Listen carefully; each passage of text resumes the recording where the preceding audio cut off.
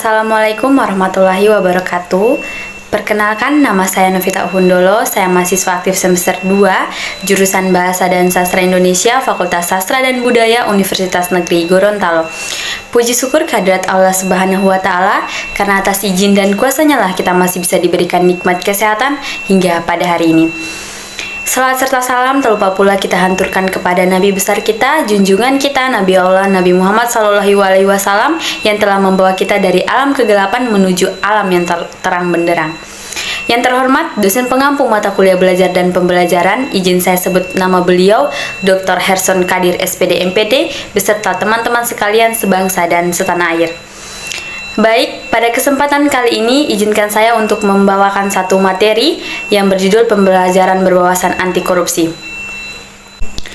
Pembelajaran berwawasan anti korupsi. Pendidikan anti korupsi adalah program pendidikan tentang korupsi yang tujuannya adalah untuk membangun dan meningkatkan kepedulian warga terhadap bahaya dan konsekuensi dari tindakan korupsi. Tujuan utama kontra pendidikan korupsi membawa fenomena ini korupsi yang meliputi kriteria alasan dengan demikianlah meningkatkan sikap tidak toleransi terhadap korupsi, menunjukkan berbagai peluang bisnis melawan dan berpartisipasi dalam korupsi bertentangan dengan norma yang telah ditetapkan dari nilai-nilai yang diwujudkan sebelumnya, dan kemampuan melawan korupsi di kalangan generasi muda.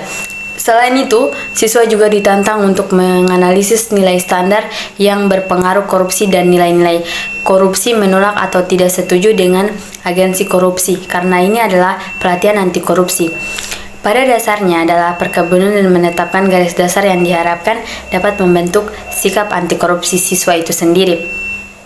Kementerian Pendidikan Lituania yang menerapkan pelatihan anti korupsi di negara mereka pada tahun 2005 mengatakan bahwa ini adalah tugas utama pendidik anti korupsi di sekolah untuk menawarkan wawasan bagaimana siswa membedakan dirinya antara tindak pidana korupsi dan bentuk-bentuk kejahatan lainnya.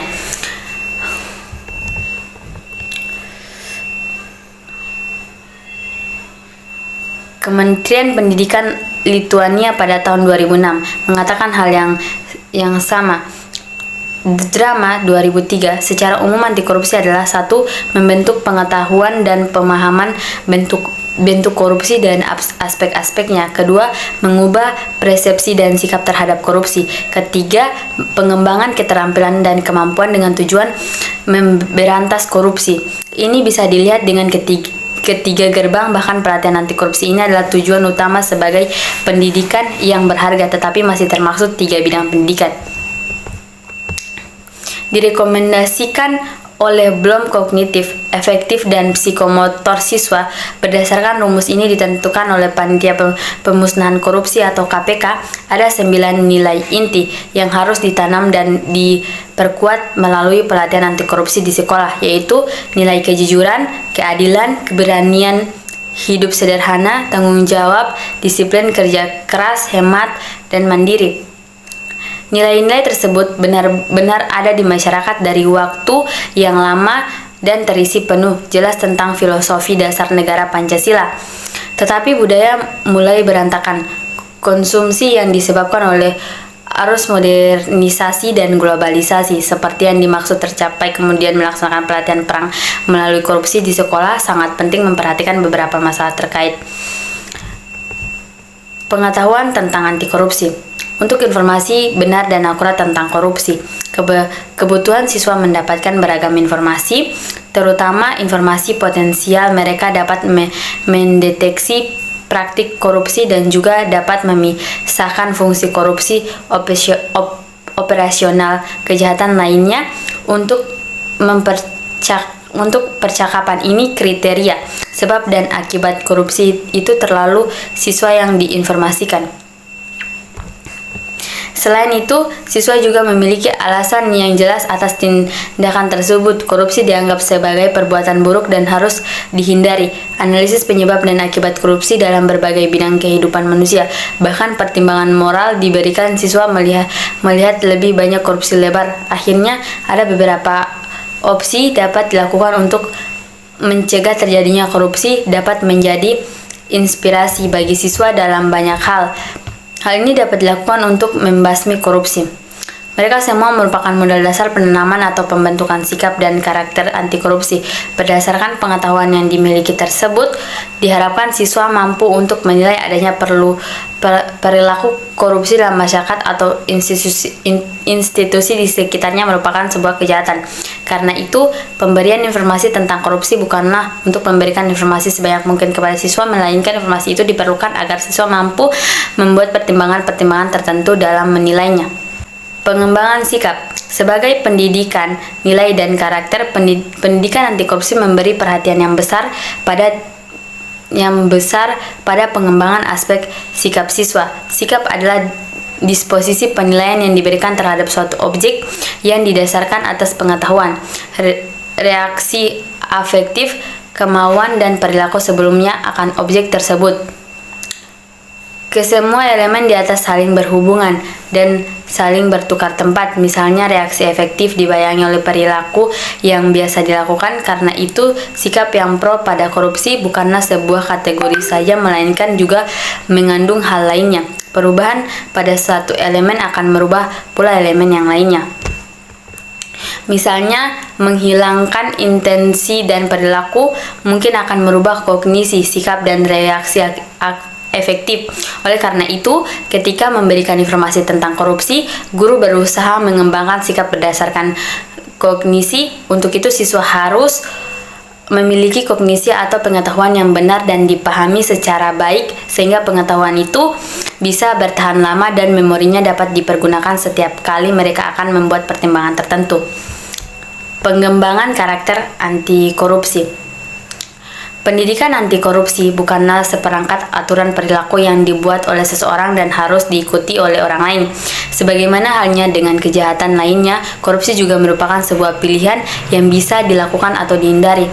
Karena itu, pendidikan pada dasarnya adalah mengkondisikan agar perilaku siswa sesuai dengan tuntunan masyarakat. Agar perilaku tersebut dapat menjadi karakter siswa, maka beberapa langkah bisa dilakukan dalam pendidikan anti korupsi.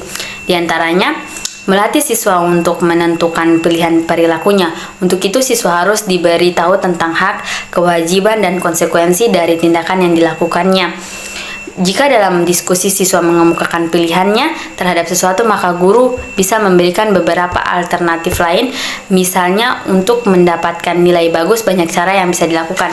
Berdasarkan alternatif pilihan tersebut, siswa bisa menentukan mana yang baik atau yang buruk. Jika siswa mampu memutuskan sendiri berdasarkan pilihannya yang dibuatnya, maka mereka juga berani mengatakan tidak atau ya terhadap sesuatu.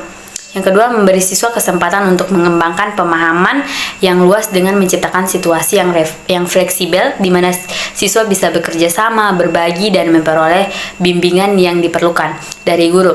Karena itu, kegiatan dalam menganalisis kasus, diskusi, bermain peran, ataupun wawancara siswa merupakan situasi yang akan mengembangkan karakter anti korupsi pada diri siswa.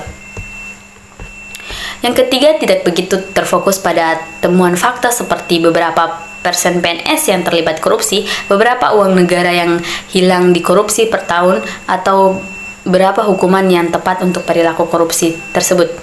Hal itu juga penting, tetapi yang lebih penting adalah bagaimana membuat siswa menemukan sumber informasi, seperti bagaimana dan dengan cara apa informasi bisa disimpulkan, seperti penting informasi yang didapat, pengetahuan apa yang bisa diandalkan, dan posisi apa yang harus dipilih, dan sebagainya. Siswa diminta untuk menganalisis posisi yang diambilnya, menyatakan pilihan, dan mengapa posisi lain tidak diambil. Dengan melatih siswa menggunakan teknik berpikir kritis, pertanyaan tersebut akan dapat dijawabnya. Melibatkan siswa dalam berbagai aktivitas sosial di sekolah dan lingkungannya. Ini ditujukan untuk menanamkan rasa tanggung jawab dan respek pada orang lain dalam rangka melatih mereka untuk berbagai tanggung jawab sosial di mana mereka tinggal. Bukan berarti karakter lain tidak penting, tetapi dengan mengemukakan rasa tanggung jawab dan respek pada orang lain akan mengurangi rasa egoisme dan mementingkan diri sendiri yang pada umumnya banyak dimiliki para koruptor. Baik, hanya itu yang bisa saya sampaikan mengenai pendidikan anti korupsi. Lebih dan kurangnya saya mohon maaf. Wabillahi taufiq wal hidayah. Wassalamualaikum warahmatullahi wabarakatuh.